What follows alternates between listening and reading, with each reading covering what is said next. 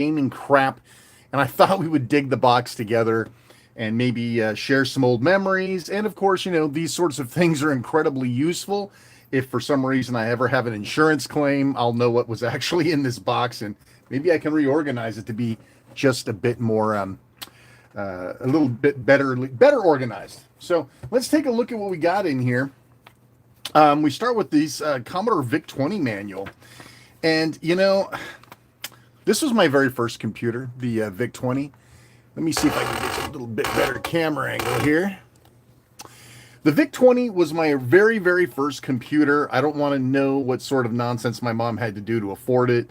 We were she was a single parent, worked 10 jobs, but somehow she managed to get me a VIC-20, and I pretty much owe my entire professional life to her. But the VIC-20, these manuals from the day, this is back when you bought something, you sat down as a family, and you pulled the manual out, and you started going through it, and it was a very friendly computer guide. It told you everything, right? You don't get anything like this. Maybe you get a QR code you have to scan. But, I mean, even so much as going and teaching you how to do basic programming or all sorts of stuff, doing basic animation. And, of course, there's always in the back of these things, there's usually some program listings for you to type in that let you do some cool stuff. I type this stuff in constantly. I mean, look at this stuff. I mean, imagine sitting down at your keyboard and typing all of this in, especially some of these weird characters, just so you get some dumb type-in game from a from a manual. So, let's see what else we got in here. This is the Competition Pro for the Amiga CD32, which is esoteric enough, but it's hard to believe they made a third-party controller. Looks a lot like a Sega controller, right? Third-party controller for the Amiga CD32. We might even have the controller in here. Who knows? Speaking of CD32, a couple of manuals laying here on top. Grohl your electronic encyclopedia. How many of you had a PC with a CD-ROM drive? And Grohl your electronic encyclopedia came with the drive, right? But this, on the other hand, one of the greatest racing games of all time, the Lotus trilogy. I played them all. I loved them all. This came with all the games on a single Amiga CD32 disc. So that was kind of fun. What do we got here? Oh, now here's something actually kind of rare. This is the user's guide for the Paravision SX1. This was an attachment for the CD32 that turned it into a full-blown Amiga computer. Crazy stuff. I still have them. They're hard to get a hold of, but probably even harder to get a hold of with a manual. Should probably keep a hold of that. There's a whole bunch of CD32 stuff in here. The official consumer information for the Amiga CD32. The Getting Started guide. Again, look at all this stuff. You don't get Getting Started guides like this anymore. It's way cool. What do we got here? Some other documentation. Congo Bongo for the Commodore 64. Holy crap. I'm sure there's some cartridges in here too.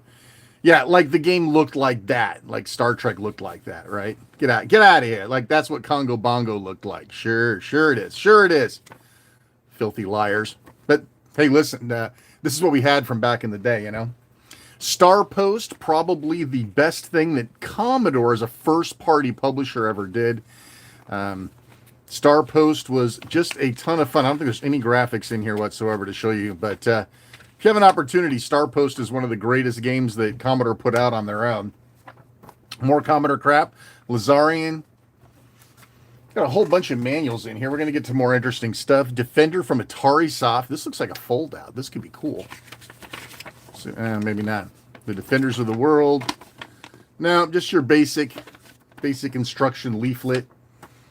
Master of Magic. Boy, that sounds really familiar, and it's not much of a manual. Huh. Mad Games. I don't remember. The name just jumps out in front of me, but I can't remember the game itself. Look at this. Super Huey for the Commodore 64 from my buddy Paul Norman. Yeah, this was such a good flight simulator, if you can believe it.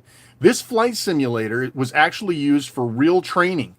This was the cockpit. This Commodore 64 is an 8-bit game. This was used for actual helicopter training in some countries. Unbelievable. Not much to see here, but pretty neat to still have the instructions. Oh, yes. Thunder Mountains for Rambo First Blood Part 2. Man, this was a great game. The music was incredible. Sort of like Commando, only Rambo. And that's actually what the game looked like, too. So it's kind of cool.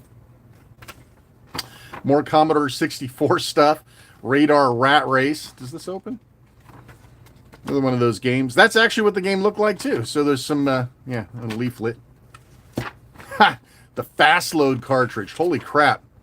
If you had a Commodore 64, you had a Fast Load cartridge. Way cool. Some more stuff. Kickman, Seawolf. Oh, but this.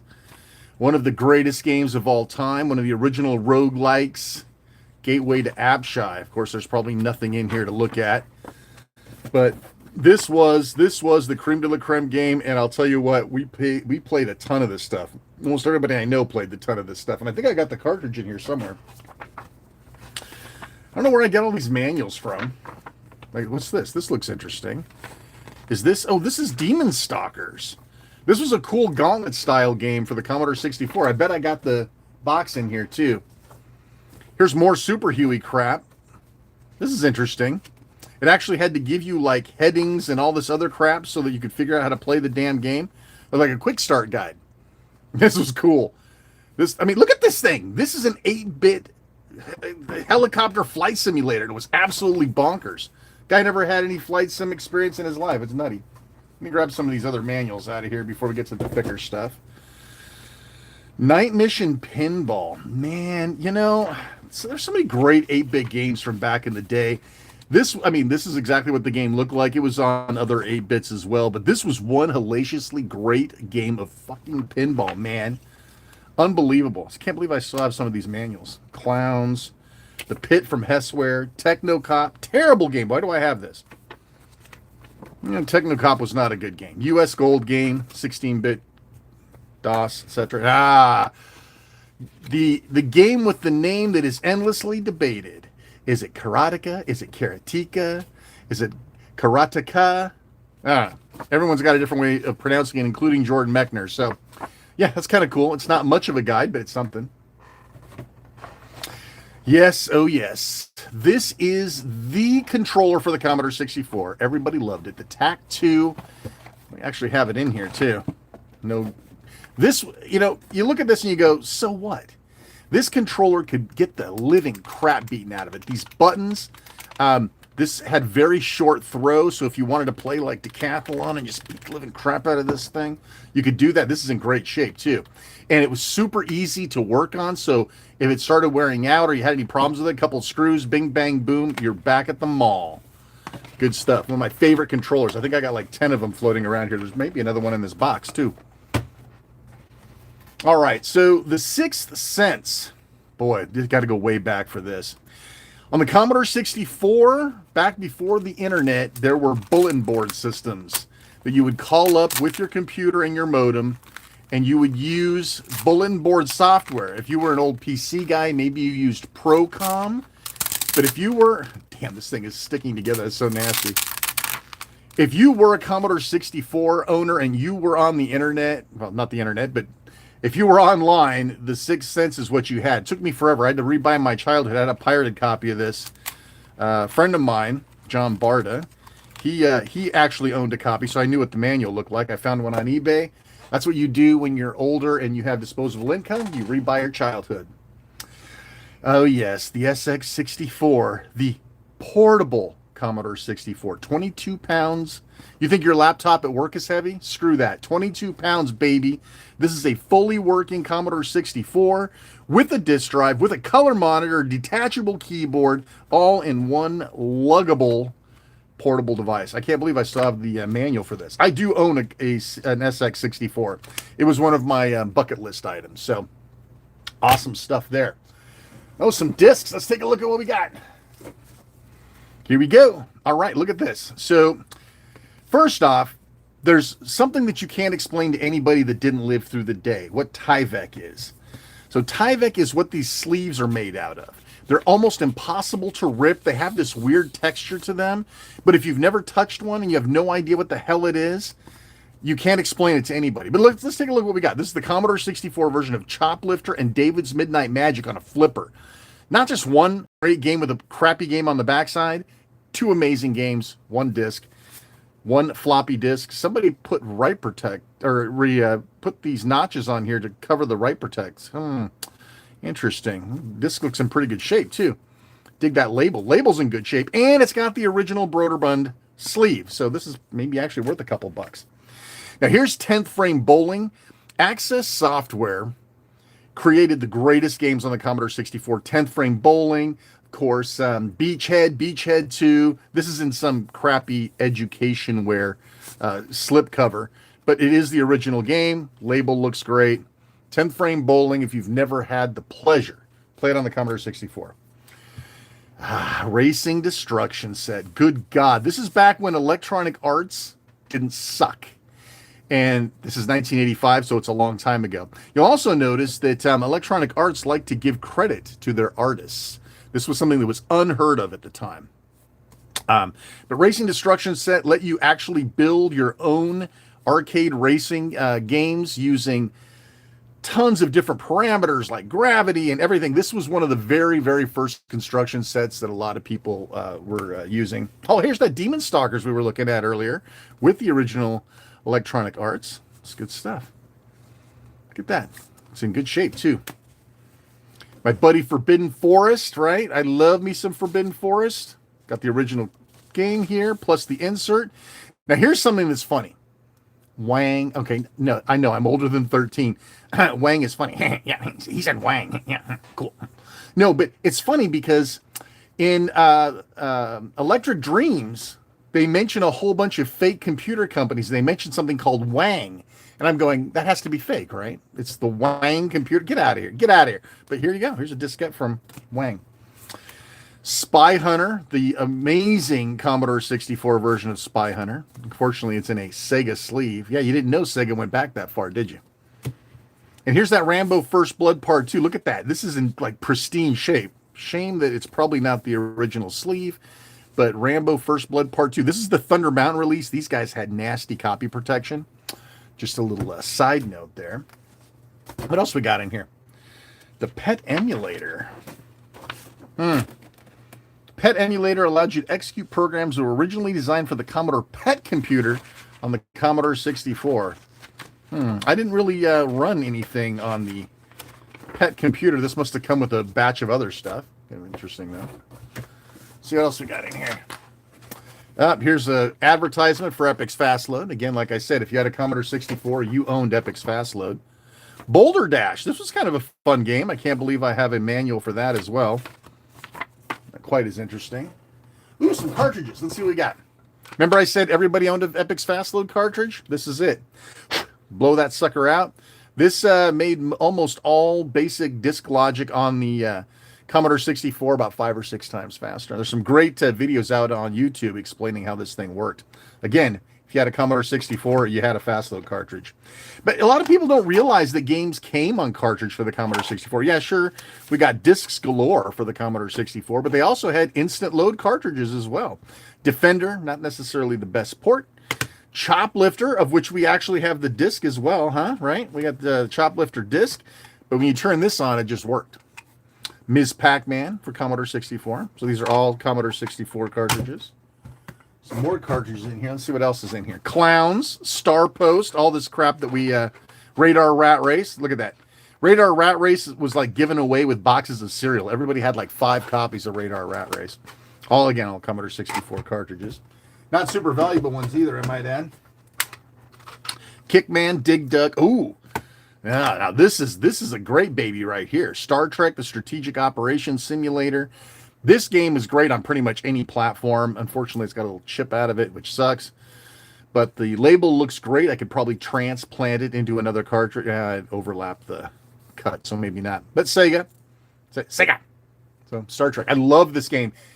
Star Trek SOS is one of my favorite arcade games of all time, and all of the home versions were absolutely fantastic. Even the Atari 2600 version. So the first of all, no wonder this damn thing was so heavy.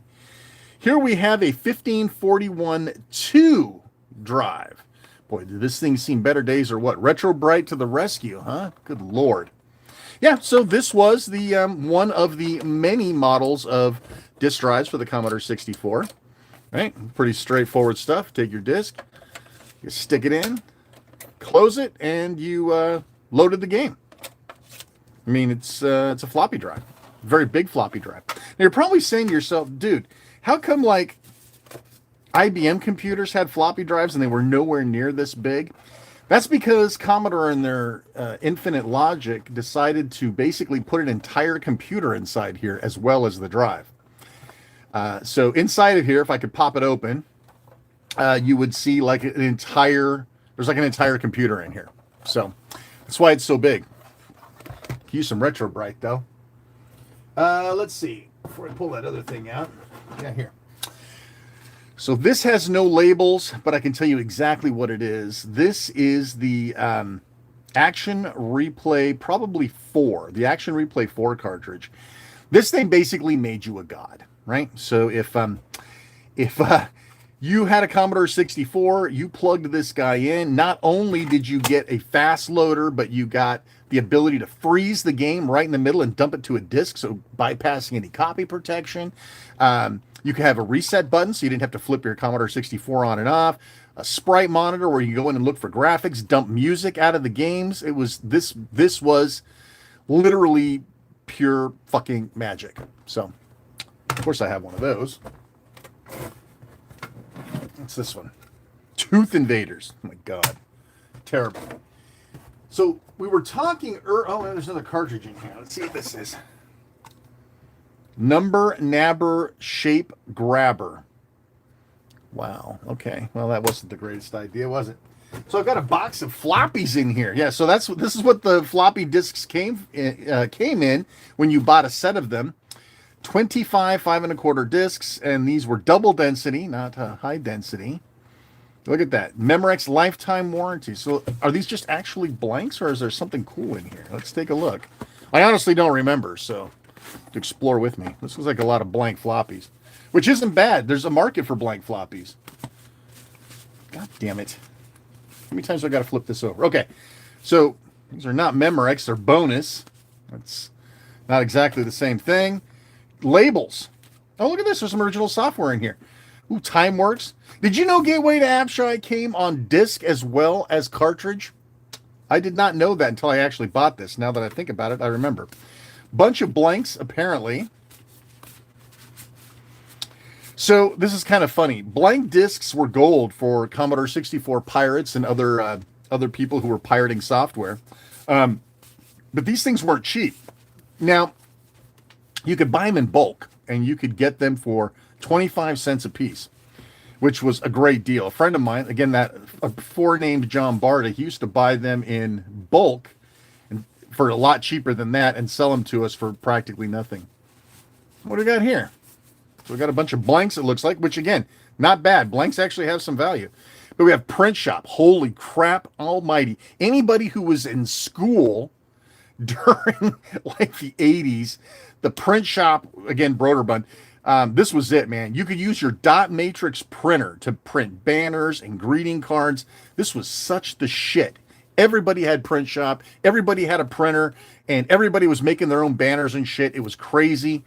A real piece of history here with Print Shop.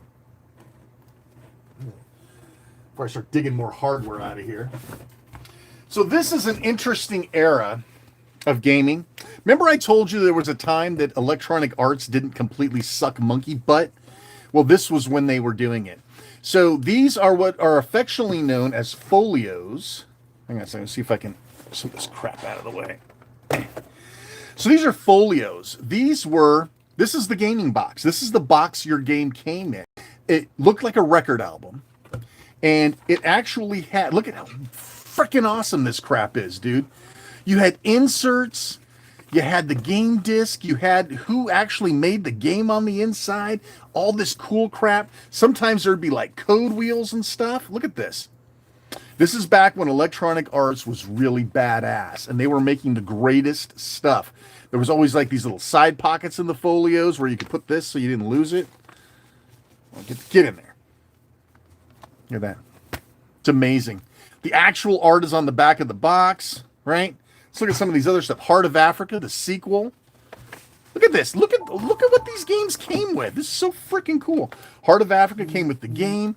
This giant fold-out map. Look at this.